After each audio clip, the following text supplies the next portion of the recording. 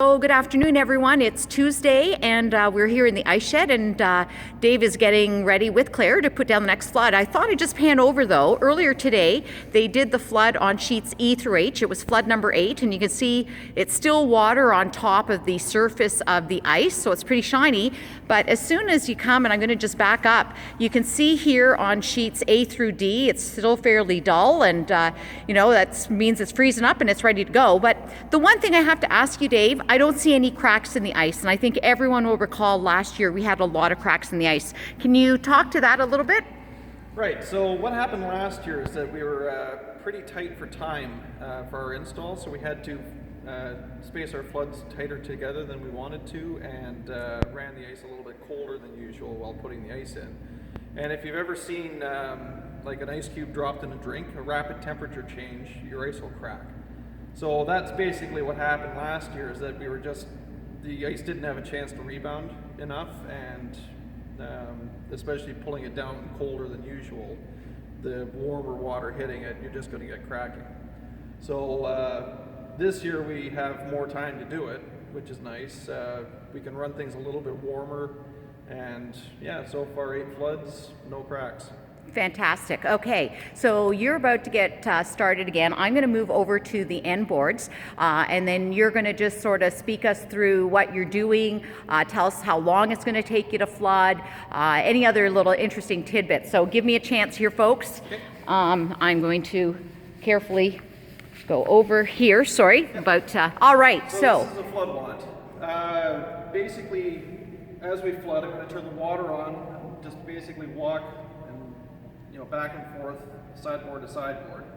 To get from here to the far end will take about an hour, and we flooded about 10 gallons a minute. So it'll be roughly 600 gallons per flood. The reason why we want to put it down in thin layers like we do is there's some major differences in the topography of the floor. So if we just opened up a tap and filled the whole thing up, any deep spots on the floor will actually turn into hills when they freeze up, and any high spots on the floor will actually turn into low spots. That's because water expands as it freezes. So by putting it down in layers like this, it has a chance to kind of even itself out, and the differences in the floor don't play anywhere near as much of an effect. Okay, so I'll let you get started. Again, I'm going to back up, and hopefully I don't fall off the end boards, and we'll let you see how it's done, folks. Okay. What's the time? Oh. Okay. Okay, I'm not keeping up with Dave, but you can.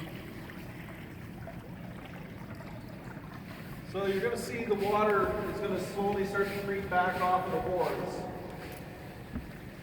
And that's what we want. If we're not seeing the water creeping back, that means we're not putting enough water down.